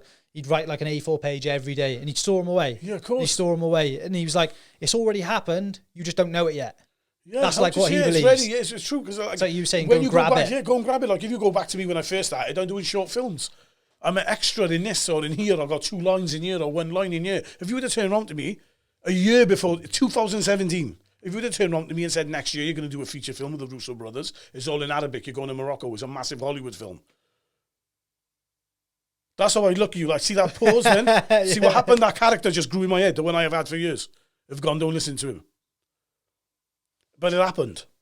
So now I'm telling myself, watch what's next. If you think that was big, watch what's coming. Watch what's coming. It's spinning round. It's coming round. It's coming round. I'm going to go, bang. I got it. Yes. Now I'm riding the wave. Ride the wave. Look, see these perfect example. Look at these guys who go surfing. Do you know how long it takes for them to master that? Them surfers. Years and years. What do you think he does when he falls off? Quits? Throws his surfboard away? No. He looks at a bigger tide, the highest, most dangerous tide, and says, I ain't coming off. Take me to the highest tide. Let's go. I'll smash this. And they ride the wave. See how they rides it? Yeah. Well, you think he started like that, like anything in life? He had to fall off till he can ride the wave where the mouth of the wave opens. And see how he comes, you see some when the people post him on Facebook or whatever. I see him and I think, rah, look how high he is. He looks like that, he's like a dot. And he's riding, I think he's just about to come off and he don't. Bang, he's still on the board. How many times did he fall off before he mastered that? Which no one sees as well. Exactly, no one sees all that. People sees all the glamour and the lights and the clothes and they don't see what's happening at home. What you have to go through, man. And then obviously it does in this industry. It's not like the fight game. It gets harder, don't it? As they go up through the ranks. Yeah. The fighters get hard. They take them places they've never been. In this industry, it's not. It's hard at the beginning, but then it starts to get easier. Pays off in the end. Pays off. But again, you still got to have the same resilience. You got to be still the same hungry as when you first started, and you can't quit. There's no room for quitting in it, unless, like I said earlier, you physically can't, or it's something, health reasons, you can't do it. Apart from that, what are you quitting for? Yeah. It's hard, yeah, I know, but it will come. Trust me, it will come because people's windows close. In the industry gets fed up with the same actors.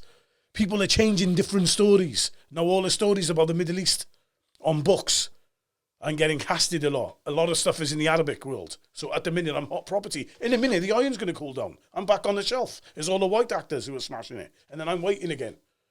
And then it comes back around. It's like fashion. Yeah, totally, mate. It spins, Yeah, no. it spins, and at the moment, it's the Arab world. We're very valuable. And that's what they're making. And obviously, Baghdad Central, you've seen Mosul, massive effect to the whole world. People want to see all stuff like that, like Gomorrah was in Italian. Yeah? Narcos in Mexican or Spanish. Yeah, that loads of them types of It's films. got to be authentic. That's what people want to watch. Yeah, it's annoying to some people because there's subtitles, but that's what people want to see, raw, real content. And that's what happens. And the right people around you as well. You've got to have the right people around you, otherwise you're not going to cultivate in whatever industry you're in. You've got to have the right people around you, smart people around you, non-negative people, yeah? People who's doing the same stuff as you, and you push each other. And that's a very crucial thing as well. You've got to have the right people around you, otherwise you're not going to cultivate whatever industry you're in. You've got to push each other. Like I said, obviously the stuff starts off with you. Believe in yourself, dedicate yourself, and never give up. Once you've got that attitude, you've got to have the right people around you because you're not going to cultivate. Because if I believe in them 3 things, I believe in myself, I dedicate myself, and I'm never going to give up. Yeah? And then I come out to the world and I got negative people around me. What's that going to do to them 3 things I promised myself? It's, one by one, they're going to start leaving me. It's going to leave a stain on it for you. The first one is believing in yourself. They're going to kill that straight away. Oh, you're wasting your time, bro. Done. So the only 2 things I got left is never give up and the dedication. Are they going to take them 2 as well? Well, so I'm back to square one. No one's going to tell me you can't and you can't do this. No one's going to say to me, you can't wear that, that's pathetic. I don't know if you've seen the famous photo on the red carpet when we was in Venice Film Festival. I had a fedora hat on, a white blazer with a skull on it, and all the boys said my school trousers because they were so short, and mule loafers with no socks. Every single other person in combined thing was worth about 3.8 billion. That's how much everyone was worth who was stood next to me on the red carpet, right? I was the only one who stood out. Every single person had the tux on or a black tie. Because I want people to say, who's he? From far. Yeah. Not, It's a wise move. not come up to me and say, yo, introduce me to him, because I don't know who he is. Because you're all dressed the same. Who's he? I want to meet him. Why? Look how he's dressed. He's a statement.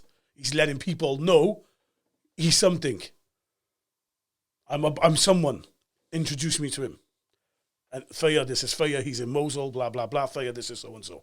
And then you make contacts like that. It's the same when I go up to London now, the way I'll be dressed is like a cowboy. Leathers, trousers, skinny jeans, chains, skull, glasses, Jeffrey West pointy shoes, crocodile skin. Even on my way there, I want people to stop me. I'm not waiting until I get to the studio. I want people to stop me when I'm walking in there. God knows who else is in the studio doing interviews. True, mate. So I want to stop and say, yo, all right, mate, what you do? Yeah. And that's another thing as well. It propels you. You got to be industrious. Offset and onset, whatever industry you're in. And I say to people all the time, sportsmen, we know how they dress. Rugby boys are very civil, very humble how they dress.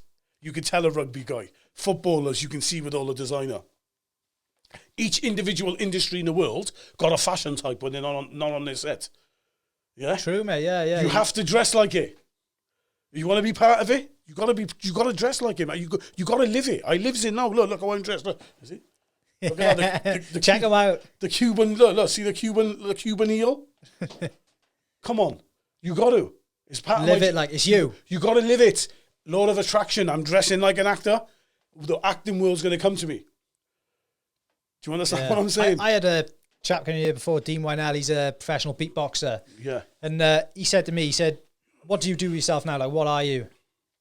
And I was like, I work for this. And he's like, no, you're a podcaster. Don't tell yourself any different, like. If that's what you want to do, that's who you are. That's what you do. Yeah, you're an interviewer. Yeah. So you go out of this, when you got 10 minutes, 5 minutes, you go on YouTube. What's the best way to do a podcast? What's the best way to interview? What's the best question to ask first? You're not copying. You're improving your skills. Learning. You're learning. Yeah. So what's the what? So every carpenter in the world copies each other? Every doctor copies each other when they does operations? Yeah, they're taught that one way, but I can guarantee for a fact they didn't do it the same way. Everyone's got their own little personal thing, haven't they? Yes. Yeah. Do you understand what I'm saying? So that's another thing, man. Offset as well. Like how you dress like that. Get badges. Have you got badges? Not yet. Get badges made and wear badges on your thing. Yeah.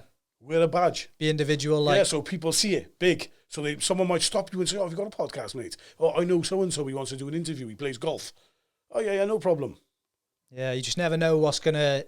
And mate, it's mad, isn't it? Because that's how the conversations start. That's how I got into this. Like, in my job, going around meeting people, I was having conversations with people, and then I'd come away from that conversation, I'd feel like enlightened from having the conversation. Do you know what I mean? It like lit something inside of me. I was like, I'd love to do this all the time. Do you know what I mean? Just sit down, have these conversations. Like, I learn so much being here in the presence of people who've got something to say, as well as filming it, putting it out there. I want everyone else to take the same thing from it as I do. It's like a selfish thing for me. Do you know what I mean? I know what I'm getting from it, like as well. And like it's that why, innit? You've got to have your why. Oh yeah, you've got to have the why, man. Why do the world's there? The world's there to be seen. God created the world for us to see it. If my work is in the four corners of the world and His fate and is written for me, I'm going to get it. I'll go back to Morocco for 4 months. I'll go back for a year if I have to. Whatever contract comes to me now is what I signed up for. I'm an actor. Your acting is this guy. This is the script there. You happy? Tape for it. Send us the tape. No problem. We go from there. Like when I done this film. This will be interesting for you. When I get an interview, I'll send it for you. This film I'm in, the making was 6 years. 6 years in the making. And the director, I met him. He had the plan for 3 years or 4 years in. I met him 2 years ago in Cardiff. Just by passing, someone introduced me to him. And he said, I want you as the lead.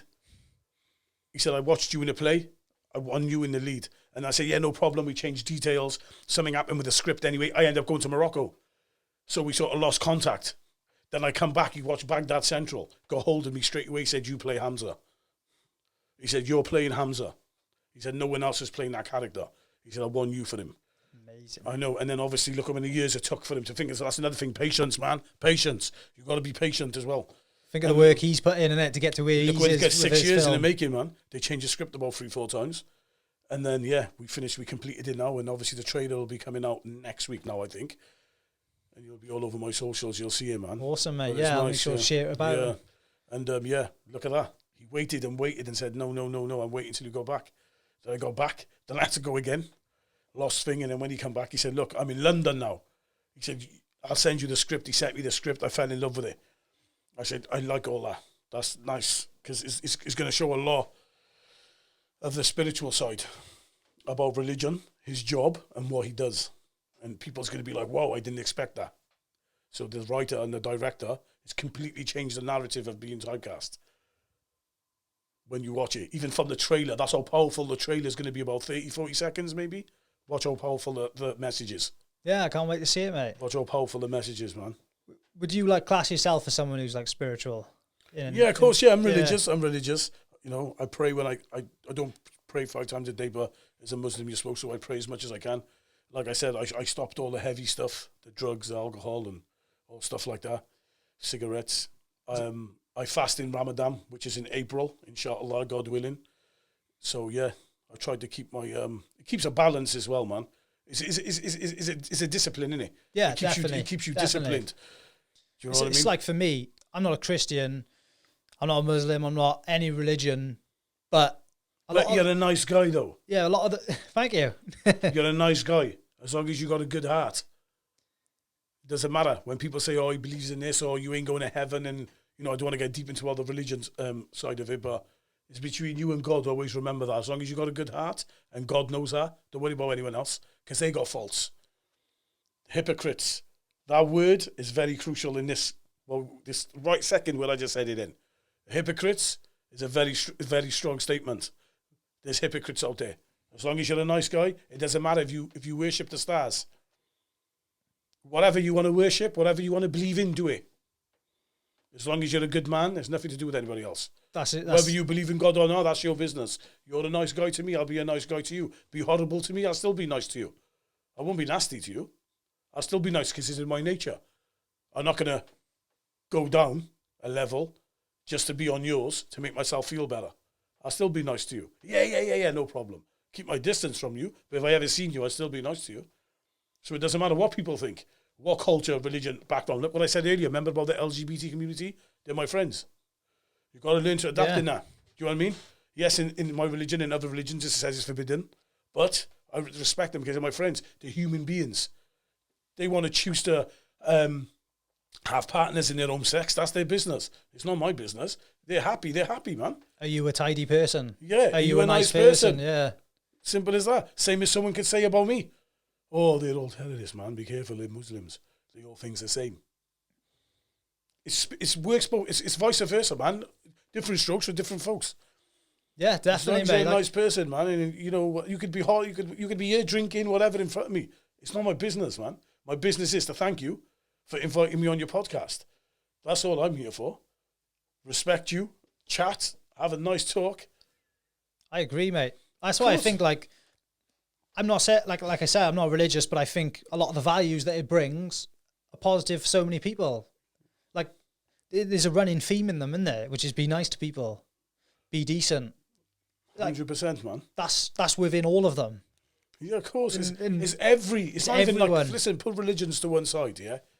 Or cultures. As human beings, can we just get on? I think People use different percentages of their religion to make them act in a different way towards someone. Oh, I don't like you. Oh, because my religion says this. All religions lead to God.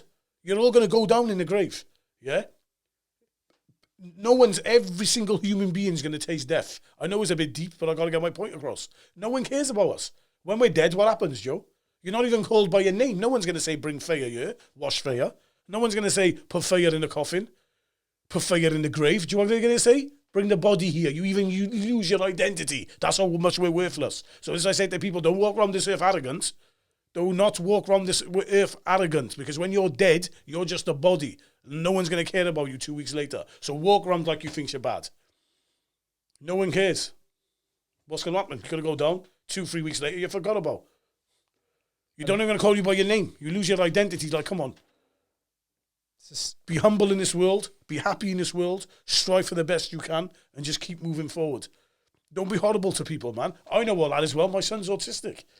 Do you know what I mean? So it's hard out with him. So I think it's hard enough in the world. My son's like that. I'm going to be nasty to someone. What am I going to be nasty for? Just be happy. Help them all, man.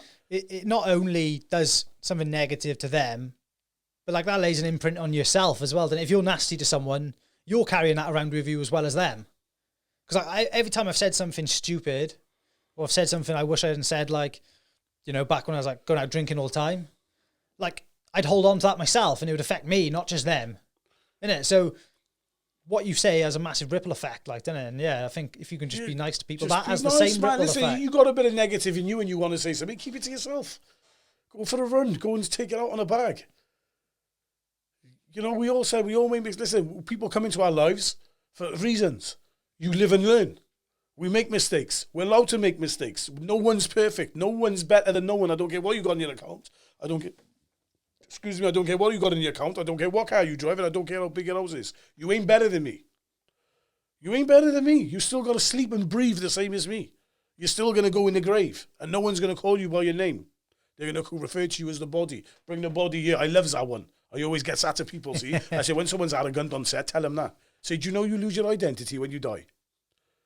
They're like, what do you mean? They say, yeah, they won't call you by your name. They'll just say, bring the body here. It's true, man. Do you know what I mean? It's the only thing guaranteed in life. 100%. Every one of us is going to taste it. We're on a bus stop waiting for it to come. And there's a bus, it says our name on it. It's on his way, he just comes to other people before us.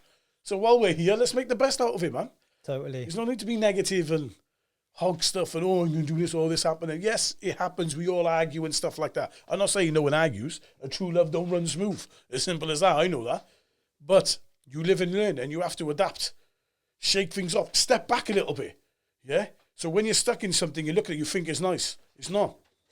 You got to step back and evaluate it and think, do you know what? It's not what it is. It's not what you think it is. It was when you was trapped in it. It's like a link, a chain. Yeah? You take one out, however long the chain is. Do you know if it's connected, Joe? Do you know if you take that one link out, what happens? It doesn't work, man. Yeah. It doesn't work. So you have to step back sometimes and think, do you know what? Let me evaluate it. The chain that's stopped, you can't use it because you're the link. Do you really want to go step back into that link? I think, I don't know what your thoughts are, but this lockdown, like we said close to the start, it kind of did that for a lot of people, didn't it? It was like a forced taking the link out of the chain because it's like, let's have a look at what you've got going on in your home. Like, are you in a happy place? Because we're going to put you there. Yeah, of course. You know, there's no distractions. Relationship and like percentages of like suicide went up, domestic violence went up. You know, you think you start questioning a lot of things. I was doing it. You start questioning things. Yeah, I was the same, mate. Should I really be here? Is my heart really here? You start questioning things and you think, do you know what? It's not that. That's not the answer. The answer is it's because of lockdown. You're thinking too much. And the walks can only be so long because as soon as you stop your walk, it comes back. The jogs can be so long. Once you come back and you finished your jog, it comes back to the mind. So no matter what you do, there's no answer. You can run as much as you want. You can jog as much as you want. You can drink as much alcohol as you want. You can take as much drugs as you want. There's no answer for that. I don't care if people says to me, there's an answer. There's not. Or sit with your mates and have a chat and all that. Yeah, you can cry as much as you want. Pour your heart out. What happens when your mate leaves the house? It comes back. You versus you. It comes back. Time, resilience, I think, and that's the only thing what makes it go. Definitely, mate. Trust me, time, man. I know we can do. They do help. Don't get me wrong. I don't want to sound like I'm contradicting myself. Everything which I said then, they do help, Joe, but they only help when it's happening at that time. Once you leave, I start thinking. Yeah. Go for the run with you. Once you get in your car and I'm driving home, I'm thinking. I eat my food. I finished eating. I'm watching the telly. I'm not even watching the telly. I'm thinking about other stuff. It's like the telly's not even on. I'm just staring at what's happening. My mind's somewhere else. And then your mind is attacking your heart. So what happens becomes a crucial battle between your heart and your feelings and your mind. Do I really want this?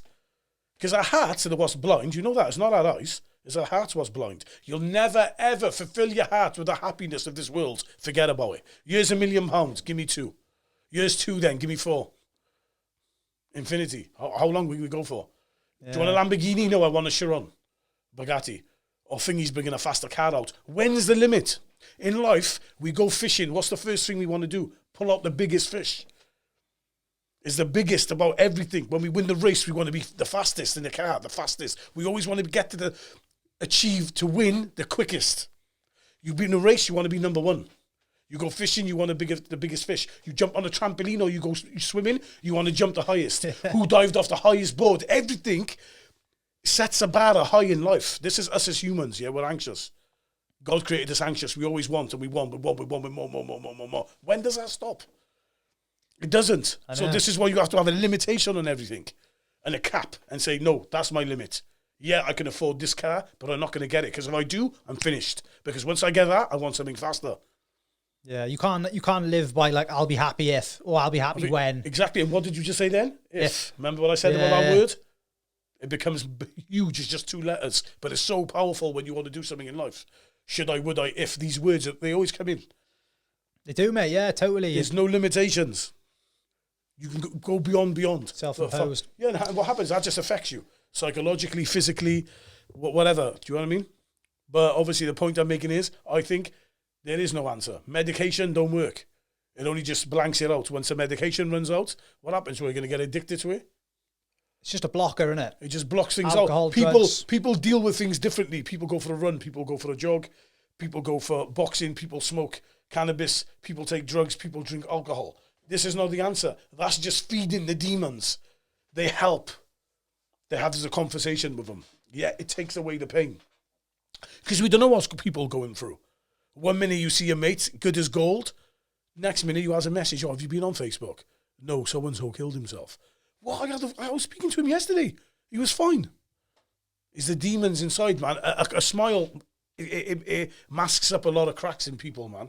And there's only so long you can hold the plasters on for. It's like going back to what you said earlier, it was like you're out with your mates and whatever, and then they go home, they're straight back into where they were. It don't go away, does it? No, it like, doesn't. No, like you said, it's that mask and it being out with your mates, having a laugh. Yeah, at the time it's fine, it's cool, you're all right, because your brain's occupied. The brain and mind's a dangerous thing. So this is why you see all these people and they say, oh, his head's gone. Or he's mental health, man, he's in Whitchurch Hospital. Because they can't control it. So there is no answer. There you go, because if there was an answer, they wouldn't be in it.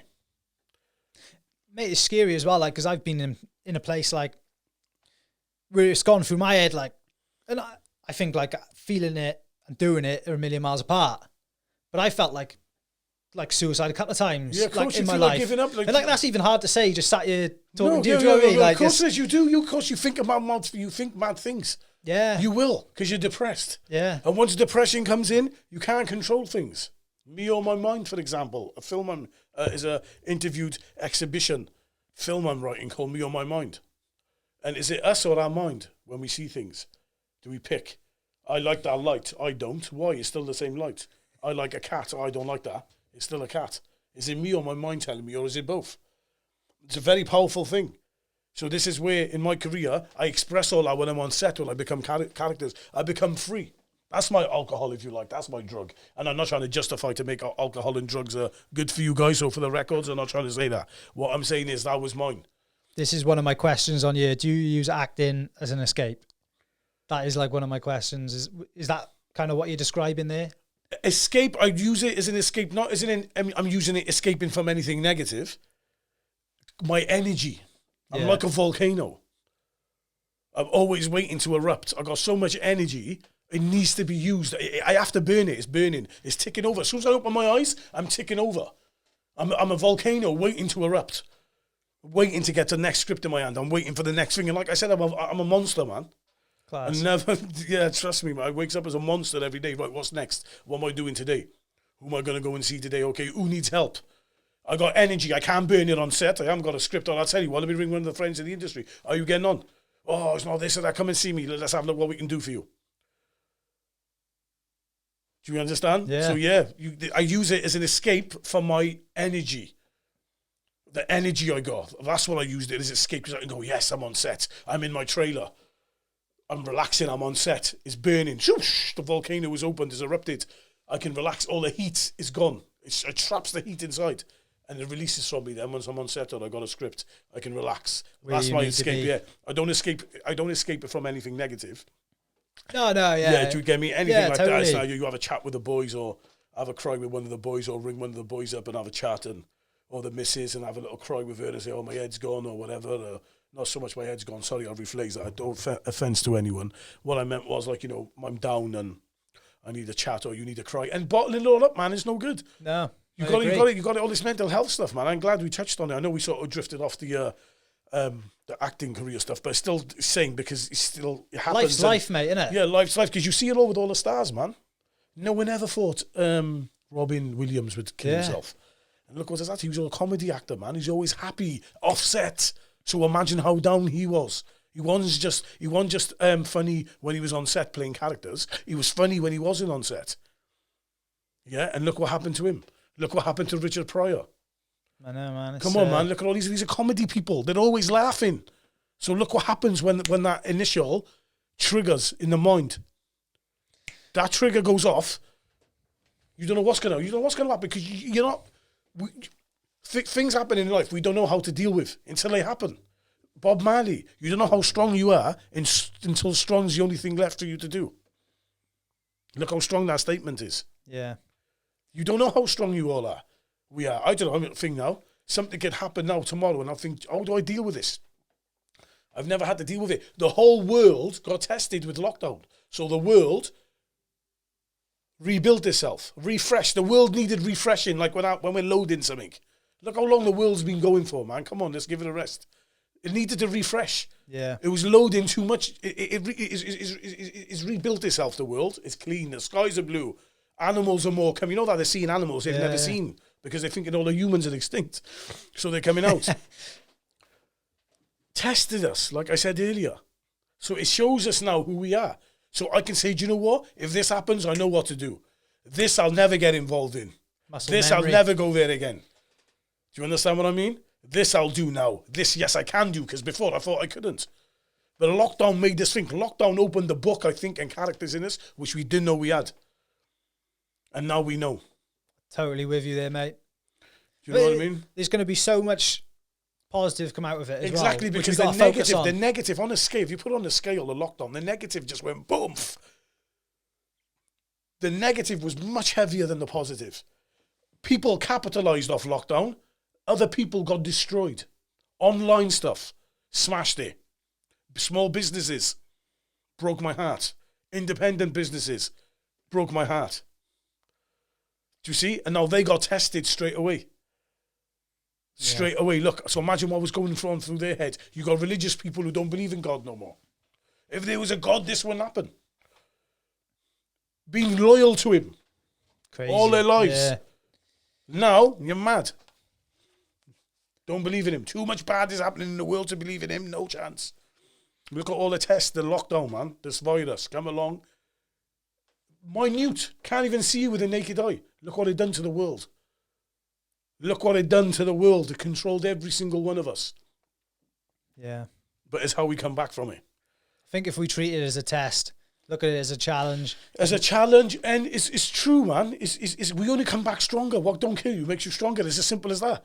You have hiccups. I've had hiccups. Thinking, what am I doing? Why am I feeling like this? I shouldn't be feeling like this. I'm healthy. Why am I feeling like this? You could pay any money.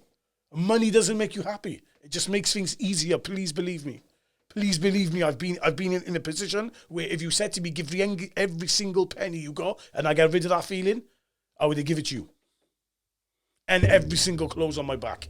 I would have been naked in the street. I said, if you said, I know a doctor who can get rid of that, what you're feeling, I'd say, how much does it cost? Take every single penny I got. Let's go again. Yeah. It don't make you happy, man. I totally agree, mate. I've had more than I've ever had in my life. House, car, missus. Do you know what I mean? Like, it's set there like that's like what people assume would be the making of happiness. Yeah, of course, But- 100%. And don't be wrong, I love my life, I do. But you still get them days, like, and you've got to find a way to get through them days, haven't Yeah, you? of course this is like, That's no, as what soon it's as I about. leave here, I think, Raz, I can't believe I've done all that, what I just spoke to with Joe. And then when I get home then, it's like, oh, back It's to done. reality. Yeah. But then you have to keep telling yourself. Because I get a high after this. I'm Yeah. like, ooh, that was class. Like, do you know what I mean? Yeah, of And then- course. And then you're like, okay, tested, not test, back to reality. No, it's not back to reality. Look what I just done with Joe. That was class. I can't believe I've done all that. Because obviously it's not, I forget. It's nice when I speak about it because you see how passionate I'm about it. That passion I speak from the heart about. I can feel it, mate. Yeah. What I give to it. I give my life to it. And this is why I can never quit. I give my life to it. I said to the industry, you can have me. Yeah? I was the industry's partner. I'm your husband. I'm your boyfriend. I'm your best friend. I'm your hitman. I'm everything to the industry. Do not think you can break me. That's why I said to myself, I give you my life. I give my life to it. That's all I knew for the last 21 years. Do not think you can break me because you'll never beat me. Ever. I treated it like a woman. Treated it like a beautiful woman, which like the one off Weird Science, you know, the one they makes, and she comes alive. Remember the film? Yeah. Can you remember that film? Famous film anyway. I'll be honest with you now. You know, anyway, I'm not going to lie to you. Famous film, yeah, look it up. It's called Weird Science. And these two teenagers in America, like, make this, like, beautiful woman online, wake up in the morning, and she appears alive from the screen, and one of them falls in love with her. Yeah. I think, was it Robert Downey Jr.? I think so. It was Robert Downey Jr. was one of the actors in it. Really young. I treated the industry like an invisible, beautiful woman. I said, listen, I'm going to give my life to you. Yeah? I'm going to sacrifice my life for you. Here, you can have me. But do not think for 1 second you're going to beat me. Never. And it didn't. I love it, mate. And I think, like, I didn't. You coming in here and telling your story is so powerful for people to hear. And I hope they take a lot from it. Yeah, of course they will, man. 100%. Because even if it's not from acting, it'll be whatever field they're in. Mark my word. It's applicable to Mark everything. my word. I speak to people, they listen to my podcast, they listen to my interviews, they said, Faye, I swear to God, I felt like I could do anything in the world after I spoke to you. You just got to get up and do it. Get up and open the front door, man. There's a massive world out there. Once you open that front door and you walk out, the world's your oyster is there for you. It's not going to come to you. It's not going to grow legs, Joe. It's not going to grow legs. You whatever industry you're in, whether it's in boxing, rugby, football, these guys, speak to them. They're going to sound exactly the same as me, but they're just going to word it in a different way. They give their life. I gave my life to it. I said, have me. But don't think you're going to beat me. Ever. And I stuck to it. The world needs people like you, mate. Throwing passion out there and getting people inspired and lighting a fire under them. But, I want to thank you for coming on, mate. Thank you very much, Appreciate that. Thea, the rebel. That's me, man. Appreciate it, mate. Respect my brother. Thanks for Cheers, having me. mate. Thank you. Oh, just before you go, do you want to tell people where they can find you? Your socials and stuff? My social media is Facebook, Thayer Al-Shayei, THAER-AL-SHAYEI, and is the same for all platforms. That's THAER-AL-SHAYEI. All social media platforms, not all of them. That's Facebook, Instagram, and Twitter. So yeah, follow me on there. Any questions you want to ask, just fire ahead, and then I'll see whatever I can help you with. I'll help you with. Legend, mate. I'll stick it all in the description as well. So yeah, wicked. Thank you. Happy days. Thank you very much. Thank you.